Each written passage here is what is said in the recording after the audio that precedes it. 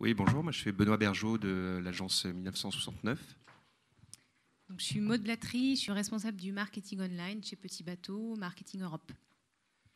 Bonjour, et moi je suis Caroline Minaillé, je suis traffic manager et je m'occupe aussi des réseaux sociaux sur le même périmètre que Maude, Europe donc.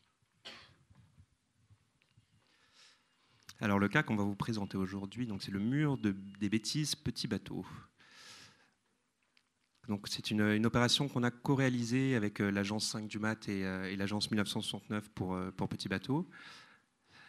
Je vais laisser Caroline présenter un petit peu le contexte et un petit rappel du brief pour comprendre dans quelle situation on était au moment de lancement de cette opération.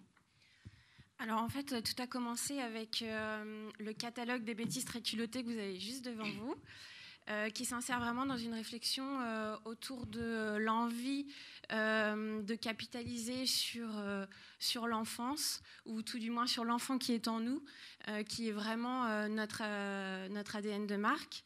La volonté aussi de marquer les esprits, parce que l'année dernière, on a fêté nos 120 ans, de renforcer le lien à la marque, parce qu'on a tous eu un jour un body ou un débardeur, une petite culotte Petit Bateau dans son armoire.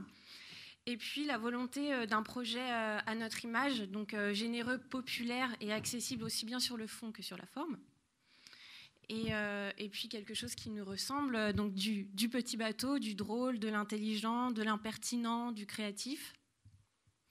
Et bien sûr, ce qui a vraiment conclu le projet, c'était une grosse envie de capitaliser sur notre communauté sociale qui est naturellement participative, naturellement productrice de contenu. Donc il ne se passe pas un jour sans qu'on ait une photo ou un commentaire d'une maman qui nous dit aujourd'hui Léa porte sa marinière préférée, ou alors le body Petit Bateau, c'est une histoire d'amour depuis 3 frères et sœurs. Enfin voilà, elles ont toujours beaucoup de choses à nous raconter, et on avait envie de les remercier pour tous ces témoignages, et on avait vraiment envie de capitaliser là-dessus.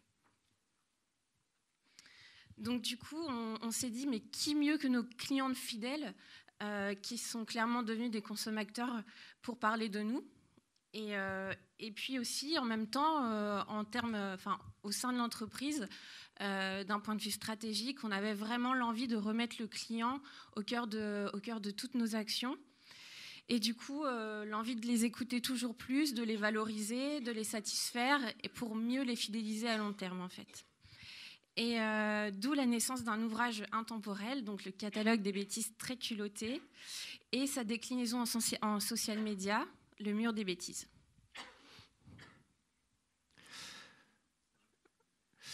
Et donc effectivement, on l'a vu, la communauté, la communauté de fans Petit Bateau est très active, elle participe beaucoup. Et puis nous, côté agence, c'est vrai qu'on regardait sur les différentes plateformes, les différents réseaux sociaux. Et on est rapidement arrivé à une insight qui est très simple, on n'a rien inventé, mais c'est vrai que les parents sont très fiers de leurs enfants. Et même, ils allaient jusqu'à à partager des bêtises de leurs enfants. Et du coup, on s'est dit, pourquoi pas, on va détourner le claim historique de Petit Bateau, qui est à quoi ça sert d'avoir des vêtements si on ne peut rien faire dedans, par à quoi ça sert de se faire gronder si on ne peut pas en rigoler. Et de là est née en fait une idée très simple. On s'est dit, on va prendre toutes ces contributions qui sont déjà naturellement sur la page Facebook de Petit Bateau, et puis on va la mettre sur un espace, et on va proposer aux fans de Petit Bateau de participer et de publier les plus belles bêtises de leurs enfants. Donc est né de cette idée-là le mur des bêtises Facebook, qui était online pendant un mois, du 15 octobre au 15 novembre 2013. Et on remerciait les fans de leur contribution, ceux qui avaient le plus de votes sur leur contribution, par le gain d'un livre. Bien sûr. Si je peux rajouter, et c'est le côté un petit peu, on va dire ludique, c'est qu'on s'est dit, on va faire gagner, c'est les 120 ans de Petit Bateau, et on fera gagner 120 livres. C'était un peu l'objectif. Il y avait 2 possibilités de participer à cette opération. Une en postant la bêtise, évidemment, et l'autre en votant pour les bêtises préférées. On s'est rendu compte aussi que les parents aimaient partager aussi les expériences. Et donc pour nous, c'était important qu'on puisse voter et regarder les bêtises des autres enfants. L'autre point qui était important selon nous, c'était de faire une opération, c'était de proposer quelque chose de très simple. On le sait, les internautes sur Facebook, sur les différentes plateformes sont sursollicités aujourd'hui. On a des publicités, on a des concours, et on voulait vraiment quelque chose de très très très simple. On voulait qu'en 3 clics, en quelques minutes, l'internaute ait pu participer à cette opération. Donc on avait aussi volontairement encadré un petit peu la participation en évitant en fait le problème de la feuille blanche qu'on peut avoir parfois quand on demande la contribution aux fans. Là, on leur a demandé de continuer une phrase qui était « Ma plus belle bêtise, c'est le jour où ». Donc les parents se mettaient à la place des enfants, de leur enfant, et racontaient la bêtise en continuant cette phrase, et tout ça en 150 caractères maximum. Ensuite, évidemment, ils uploadaient la photo. On demandait une photo portrait du coupable. Idéalement, il fallait qu'il soit pris en flagrant délit. Et enfin, remplir un petit formulaire pour qu'on puisse les contacter par la suite. Donc, toutes ces contributions étaient, vous pouvez le voir, étaient regroupées donc, sur une table Facebook dédiée.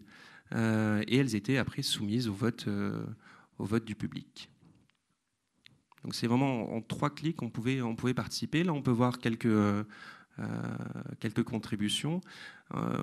On a souhaité aussi reprendre quelques éléments de la campagne Petit Bateau, la campagne Moi, qui est une campagne de pub phare de Petit Bateau, pour valoriser aussi les contributions et que les parents puissent s'imaginer en fait faire leur propre petite campagne de pub avec leurs enfants. On pensait que c'est un élément important dans ce dispositif, où donc on avait le système de portrait et aussi la mécanique avec les mois, qui était donc on demandait l'âge des enfants et qui était automatiquement retranscrit en nombre de mois à la fin des contributions. Donc je ne sais pas si vous pouvez voir ici les certaines contributions qu'on a eues.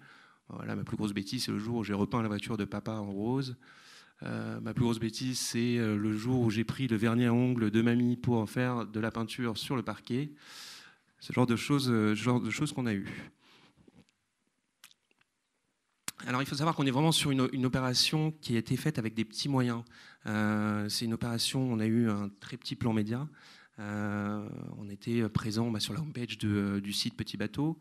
Il y a eu un envoi auprès de la base de données en emailing auprès de 500 000 adresses.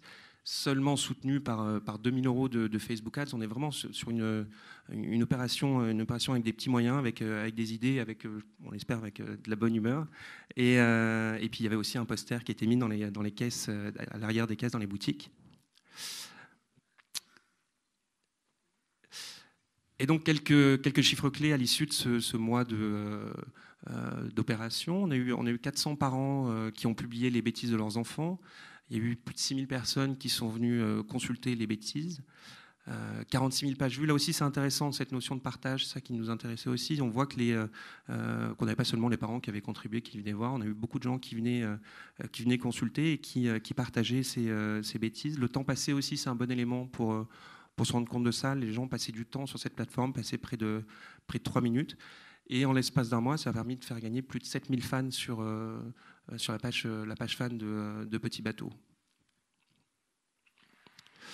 On peut voir aussi qu'on a eu des retombées naturelles. Il n'y a eu aucun dispositif RP, on n'a pas annoncé cette opération. On est vraiment sur quelque chose qui a été lancé comme ça. Et l'opération a été naturellement reprise par les différents supports parce qu'on pense que voilà, c'est une opération simple, c'est une opération ludique. On mettait à contribution les parents et finalement, ça a pris de soi sans qu'on ait besoin véritablement de le soutenir derrière, que ce soit en médias ou que ce soit avec des dispositifs RP plus ambitieux. Je crois que c'est toi, Caroline. Alors, du coup, pour finir, pour Petit Bateau, c'était vraiment une très jolie opération. Ça nous a permis de mettre en avant beaucoup de valeurs, mais ça nous a avant tout permis de valoriser ceux qui font vivre la marque. Quelque chose de très important, c'est la transparence. Donc remercier et valoriser nos fans pour toutes leurs contributions. C'est quelque chose qu'ils font tous les jours, mais là on avait envie de faire un peu plus et encore une fois de leur dire juste merci.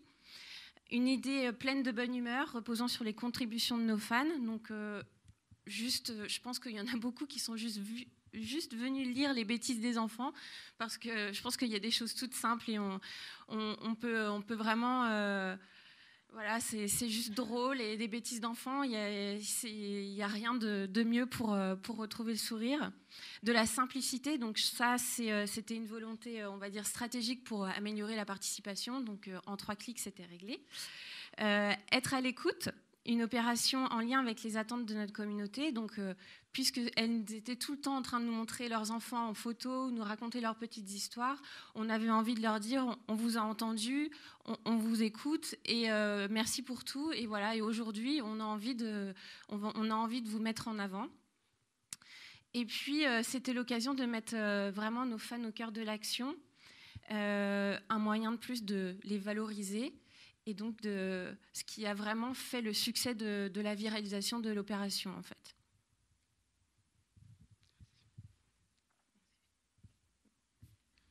Donc là, ce qui est intéressant, c'est que, enfin, moi je trouve intéressant, c'est que vous êtes parti de contenus qui existaient déjà. C'est-à-dire que finalement, vous avez amplifié ce qui se passait sur la page Facebook. Donc ça, c'était délibéré dès le départ. Oui. On est vraiment parti d'une constatation super simple. Tous les jours, on reçoit au moins 10 photos. Donc, on s'est dit, mais pourquoi pas les utiliser pour amplifier le phénomène et leur montrer qu'on les écoute. Parce que même si à chaque photo reçue, bien sûr, on leur répond, on les remercie, on engage une conversation qui devient vraiment une relation. Mais on avait vraiment envie d'aller plus loin, quitte à pousser celles qui n'osaient pas encore nous envoyer leurs photos. Et l'autre idée intéressante, il y a 400 participants, mais vous avez gagné 7000 fans. Oui. Donc en fait, les consommateurs sont un peu devenus des porte-parole de la marque. Absolument. Tout en partageant leur expérience avec le produit. Oui. Et c'était vraiment derrière tout ça, on s'est dit qu'ils allaient effectivement devenir les porte-parole de la marque et puis que demain, peut-être, ils nous soutiendront si on lance une autre OP, si on traverse un moment difficile. Enfin voilà, c'est des fans qui deviennent... qui sont très engagés. Donc, je pense que par rapport à d'autres pages fans ou d'autres marques, nos mamans sont ultra actives, sont ultra engagées. Elles nous disent si elles aiment un coloris ou pas, la coupe ou pas, si la pression ici, c'est pratique ou pas. Enfin, du coup, elles sont vraiment hyper investies avec la marque, en tout cas. D'accord. Hier, on parlait des exemples de PME avec Daniel Vaux. On disait il y a très peu d'exemples d'entreprises. Je ne sais pas si vous êtes une PME, mais en tout cas de campagnes avec un petit budget qui fonctionnent bien. On pense tout de suite à Michel Augustin, où il y a vraiment toute cette interaction. Et vous aussi, vous avez cette interaction avec les consommateurs. En fait, ils vous font des propositions, vous leur faites des propositions. Ça fonctionne comme ça. En fait. Il y a une vraie relation. C'est ce qu'on a envie de créer. D'accord.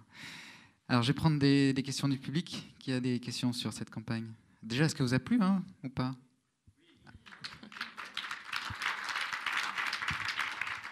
Et juste, si je peux rajouter, c'est que c'est vrai que cette opération-là, pour une fois, on ne parle pas forcément de produits, là on a vraiment laissé la main aux fans. Et comme le disait Carline, effectivement, les fans on nous demandent beaucoup de choses, ont beaucoup de choses à poster, on sent qu'il y a du contenu derrière. Et là, sur cette opération, on ne parlait pas de promotion, on ne parlait pas de produits, et c'était uniquement le contenu du consommateur. Et ça, c'était quelque chose pour nous qui était important. Et juste un petit point que je voulais rajouter aussi, c'est qu'on a été surpris aussi par la qualité en fait des contributions. C'est qu'on a eu on s'est posé la question en fait quand on a lancé cette opération. On s'est dit est-ce qu'on va faire de la modération a priori, de la modération a posteriori. Alors nous côté agence, on va faire quand même attention, on donne la main, on laisse rentrer les fans quand même dans la cuisine. Donc il faut faire un peu attention. Et en fait, on a fait de la modération a posteriori. Donc, on regardait après et on n'a eu quasiment pas de modération à faire. Les publications étaient sympas et sans aucun souci particulier. Et je crois aussi, un dernier point que je voulais rajouter, ce que me disait Carline, c'est que cette opération a permis aussi, derrière, tu le voyais sur la page Facebook, vous avez eu de plus en plus de contributions comme celle-ci après l'opération. Donc, quelque part, ça a encouragé les fans à continuer de contribuer sur la page de Petit Bateau.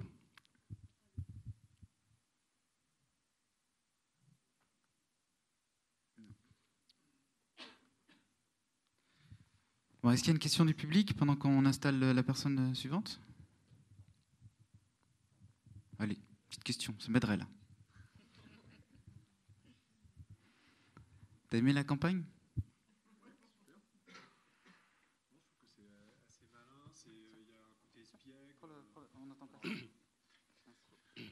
je trouve que c'est une très jolie campagne, finalement assez simple, où on voit qu'il y a l'esprit espiègle des parents qui redescend vers l'enfance, et on est vraiment dans ce j'allais dire, chat avec la marque. Enfin, en tout cas, il y a une vraie communication avec la marque, de recommandation du consommateur, puisque c'est exactement ça l'histoire. Et on se rend compte qu'à travers des, je ne sais pas si on veut dire petits budgets, mais enfin des budgets qui ne sont pas extraordinaires, on peut vraiment communiquer avec des gens qui sont les ambassadeurs de la marque et qui diffusent une image qui diffuse en fait les valeurs de la marque et une identité et l'identité de la marque, quoi. Donc, bravo à vous en tout cas, super. Mais merci beaucoup.